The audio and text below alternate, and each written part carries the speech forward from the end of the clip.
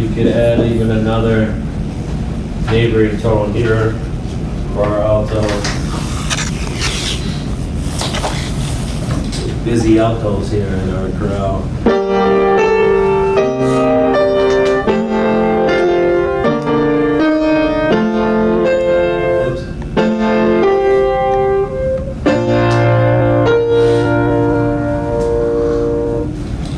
Now, this is something we haven't like kind of discussed, but the rhythm of your music can also create excitement, right? So if you start off less busy and you start to get busier rhythmically towards the end, it kind of brings that excitement level up towards the end. So that's another thing to consider, having like too many eighth note rhythmic options in the beginning and not overdoing it at the beginning, and then it kind of loses its momentum as you get towards your cadence point, climactic point of your melody. And maybe your melody doesn't climax there at the cadence, so maybe it's better to kind of build up into that climactic point. So that's something to consider too when you're putting all these non-chord tones in. I don't know necessarily, I would, my taste, I don't know if I would like all this happening in the alto. We can leave it in for now, and then, like I said, we take it out later. Tenor, kind of like the alto, we got another static motion, so what can we put in there? More neighboring tones, right? Again, we want to consider, like if I'm going to put a neighboring tone A here, I have a neighboring tone A and A. What scale degree is A in the key of B flat? 7. We don't want to double the leading tone. We want to avoid doing that. I can put a C here though. That might work.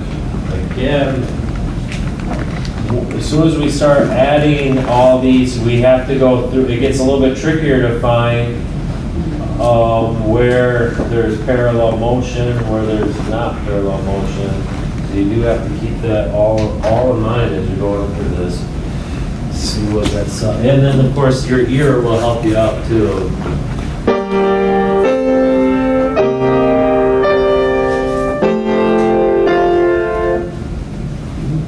Sounds pretty nice though, the harmonized neighboring tones.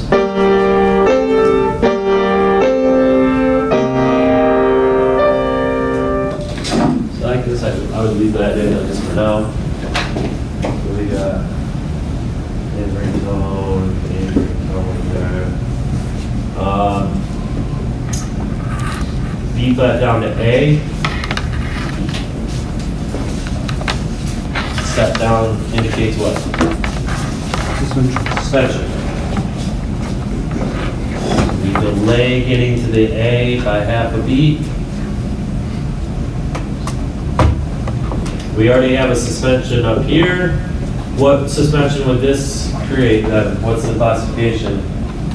F to B flat is 4th, down to a 3rd, so 4-3. At the same time as a 9/8, we're going crazy here. Let's see what happens.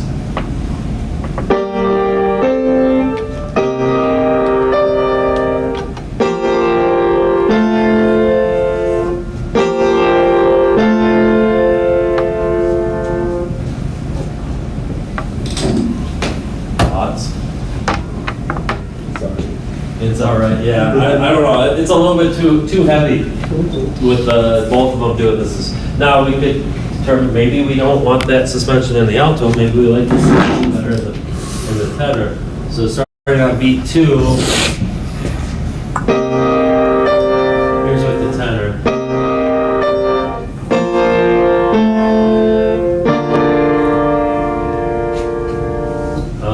In the alto alone. Yeah.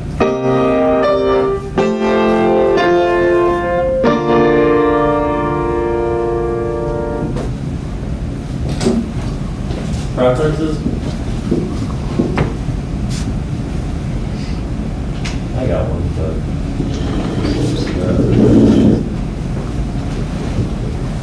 Here's with the, again, with the tenor.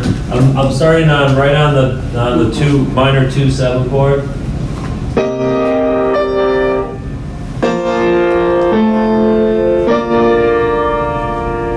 And here's in the alto.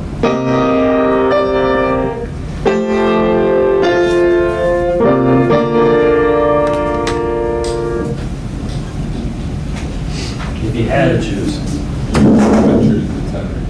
You choose tenor. Anybody else? Anybody disagree?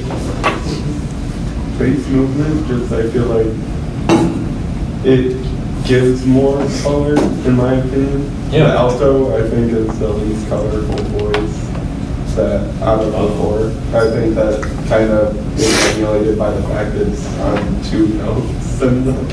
Yeah, and plus we're doing a lot with our alto here, so maybe I agree. I like the sound better of the 4/3.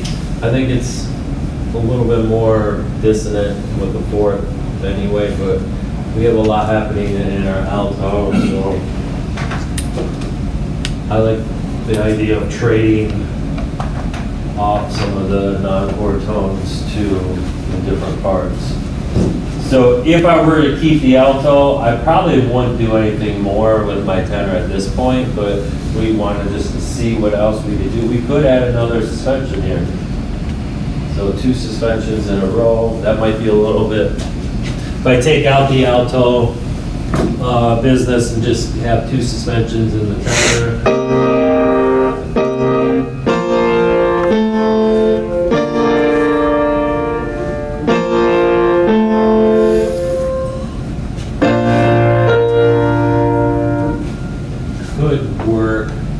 I don't know if we would need both suspensions.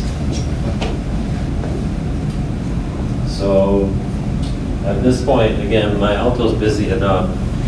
Let's just leave the tenor alone.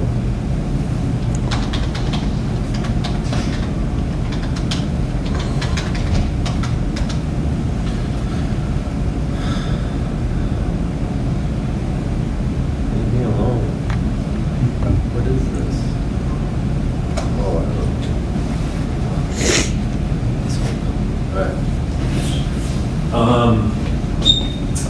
Our bass. Well, can we do anything for the last 2 chords of the tenor? A up to D. You could do 2 passages. Yeah.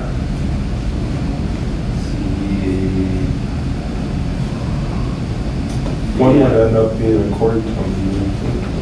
Yeah, and they'd be hitting the, you could arpeggiate though. I don't know if we'd want to do that against what we're doing with the tenor, but if we did just a jump up to a C. C is still part of the 5 chord. So you can create movement within your chord without adding any non-chord tone, just by jumping to like arpeggiating the chord itself. So the C resolve, again, what you'd have to watch out for is that we have a C here, but that doesn't resolve until the B flat. This would be resolving up to D, C to G, D to F is, so that's a 5th, and this is a 3rd. F to C, B flat to D. So we don't have any parallel motion happening there. If I were to do that, probably take this passing tone out. If you're with that, so I'm going to start right here on B3. So we have this.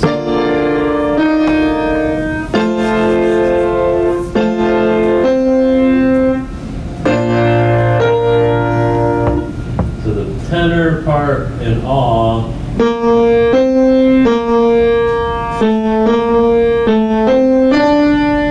Would sound like that, which is kind of an interesting part.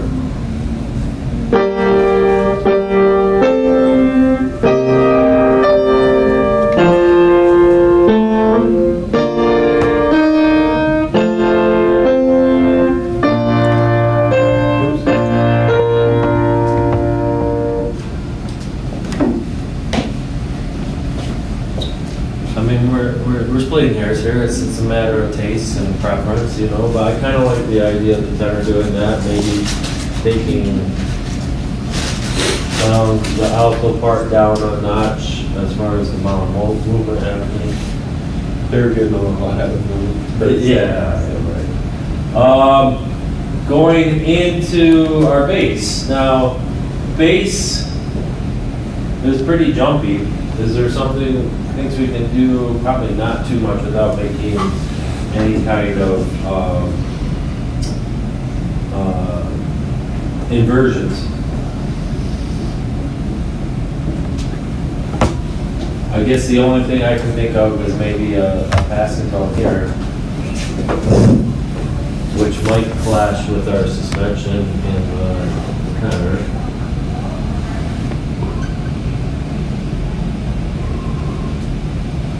Yeah, because it doesn't actually resolve the tenor notes, and it's going to be forced. So I can tell you flat out that that's going to be not very good.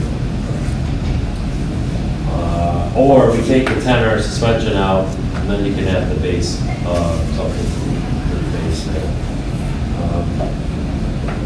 What about, we can go back up in the bass here, but I just created a problem with my alto. You may see it. Good job. Yeah. We have E to F in the alto, and now we have E to F in the bass. So I just recreated parallel octaves by doing that. So I would have to take one of them out. Again, I kind of like at least giving that moment to the alto.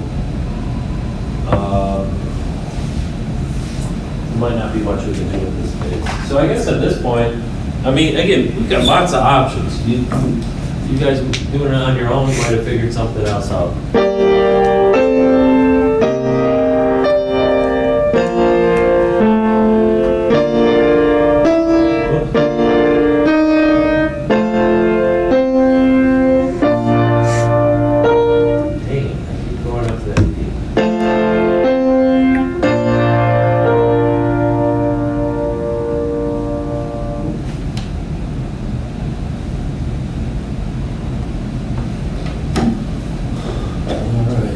Let's see what Bach did with it.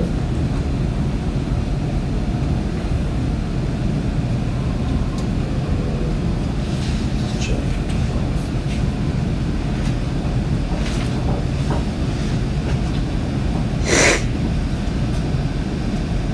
And then check.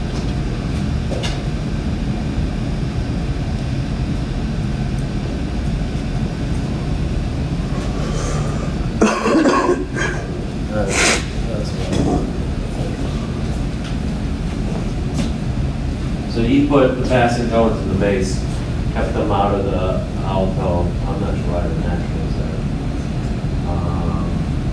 there. They decided to have the suspension and the tenor on beat 4. We put it on beat 2, and then no suspension in the alto. So a lot less happening. Although look at that, we got pretty busy with the tenor line or the bass line. Yeah, he created a scale. So the bass went from 1 to 6 to 4 to 2 to 5, and he was able to fill in all the gaps and make a scale out of it with the bass there. Again, maybe creating a little bit more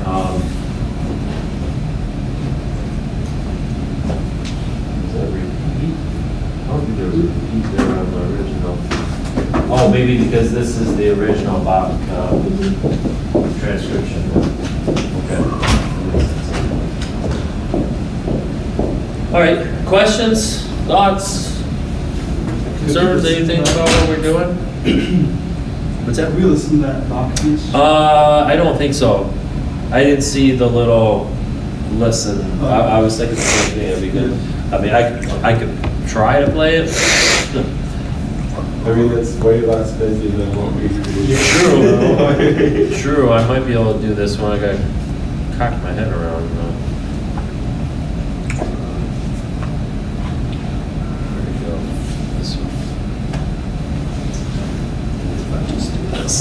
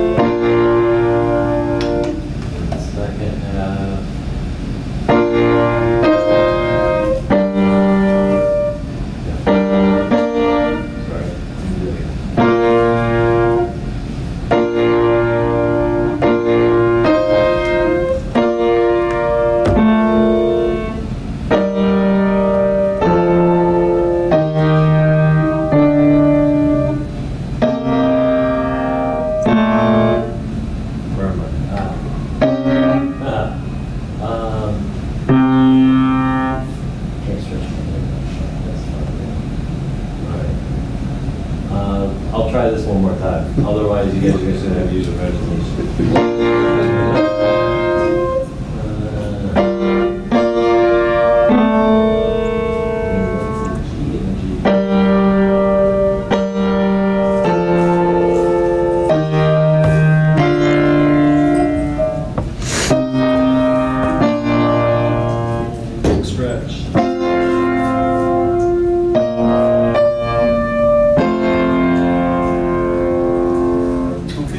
I made it. You get the idea. On beat 3, is that tenor and alto both playing the G? Yeah. Tenor and alto are both on a G, yeah. I mean, I guess this was a chorale, wasn't it? So it's not, you weren't playing this on piano. Just Right. For the first half, I like our version. That's all I'm saying. We're better than Bach. You like art better than Bach's? Bach's is way much more going on. I feel like there's not enough going on. That would be easier, Bach's version would be easier for my congregation to sing, which is what kind of the whole point of why he wrote it that way. You know, so he knew his clientele. Although, you know, I don't think we would be the first to reharmonize or redo a Bach chorale. You know, that'd be kind of a fun project to do and have the choir sing it. Yeah, good. Any other thoughts or questions or anything?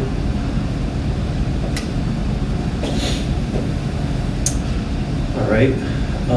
Let's see where we're at. Did the embellishments, we did this, we did that. All right.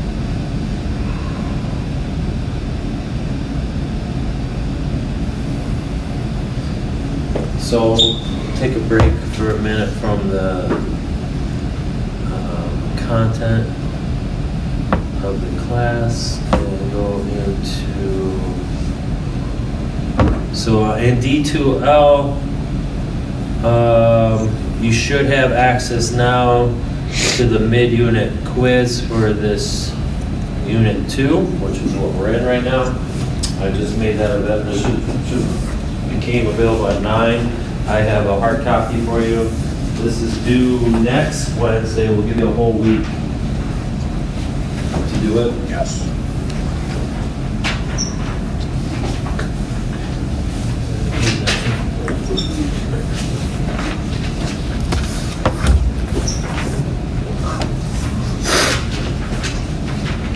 All right.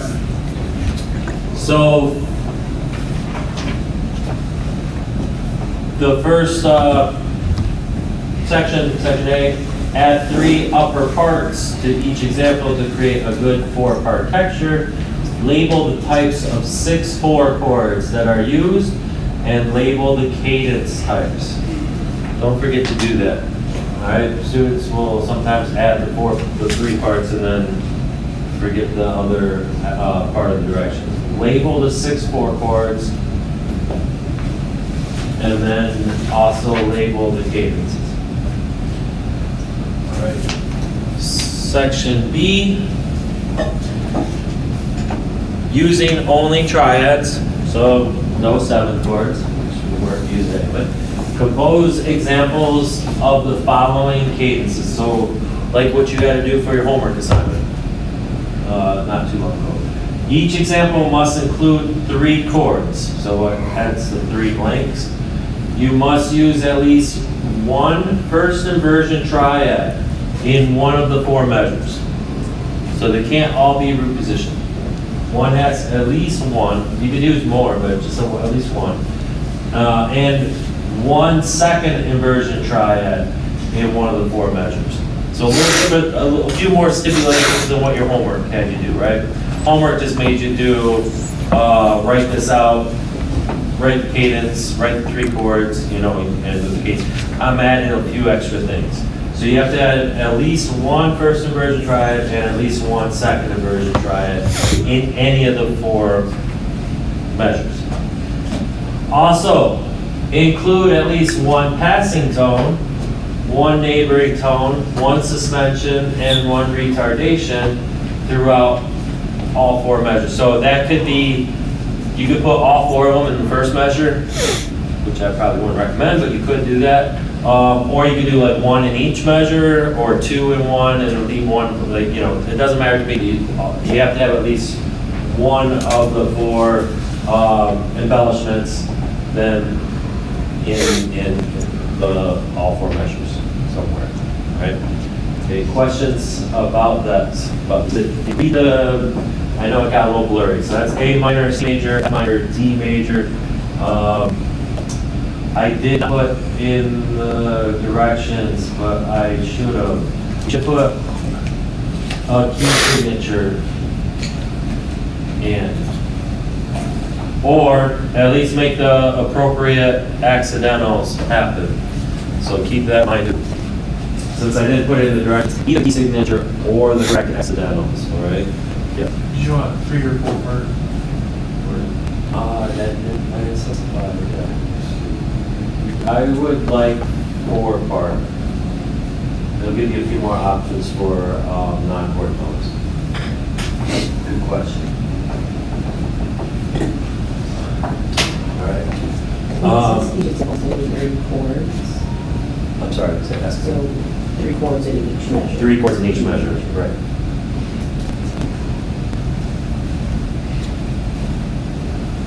All right, then the last section, pretty straightforward. Label each chord with Roman numerals, making sure that quality and bass position are correct.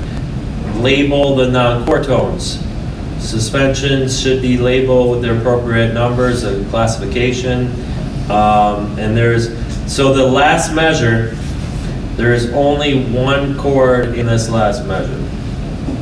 Right? So just optical get confused by that. So that's why there's only 1 blank.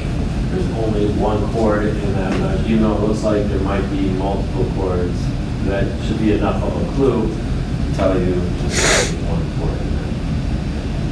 And then, there's multiple non-chord tones in this example to label. All right, questions? All right, very good.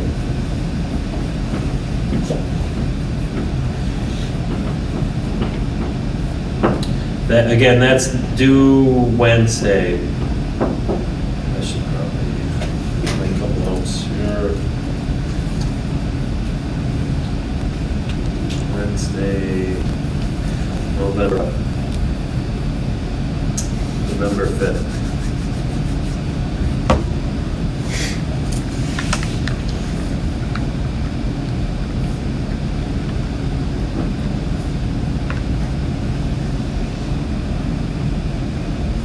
Okay.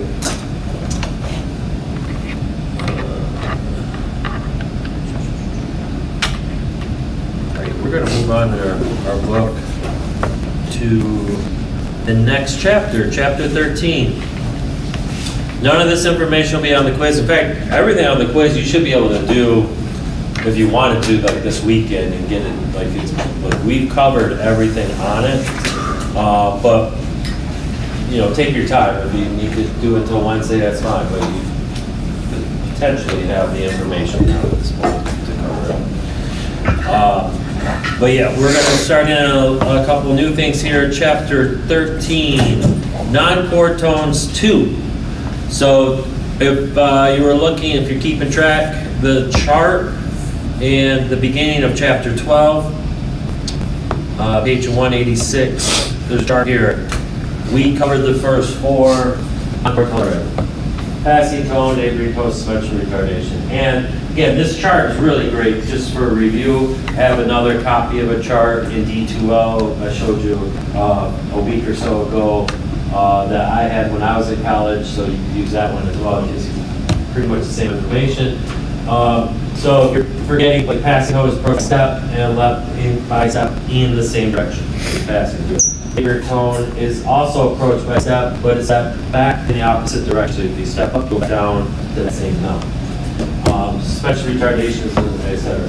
So other types of non-chord tones that we are discussing in this next chapter, appoggiatura.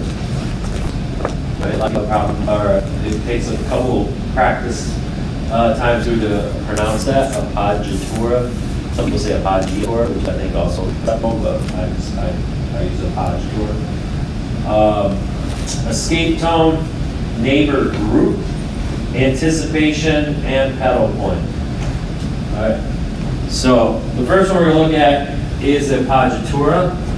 This is approached by leap and left by step. At least the most of appoggiatura. Appoggiaturas get a little bit more complex because different composers use them in different ways.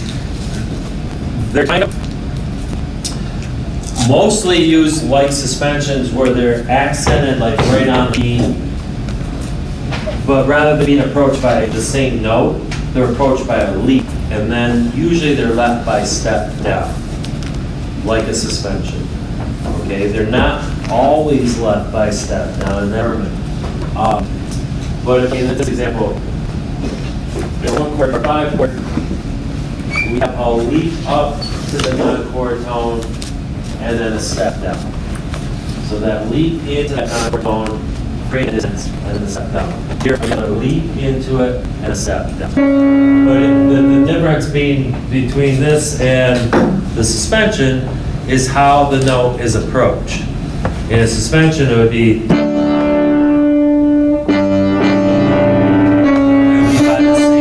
In this case, though, it's coming down or going up to it.